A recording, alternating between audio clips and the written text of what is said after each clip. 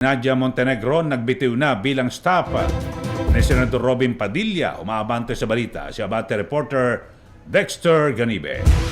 Abante Radyo Live Report. Yes, Eli, nagbitiw na si Nadia Montenegro bilang staff, partikular ang pagiging political officer ni Senator Robin Hood Padilla. Ito ang kinumpirma ni Attorney Rodolph Philip Jurado, ang Chief of Staff ni Senator Robin. Nagsumitian niya ngayong umaga ng kanyang written explanation si Montenegro at kalakip nito ang kanyang resignation letter. Kinumpirma ni Attorney Jurado na tinanggap rin ngayong araw ang pagbibitiw ni Montenegro. Ako si Dexter Ganibe, Abante.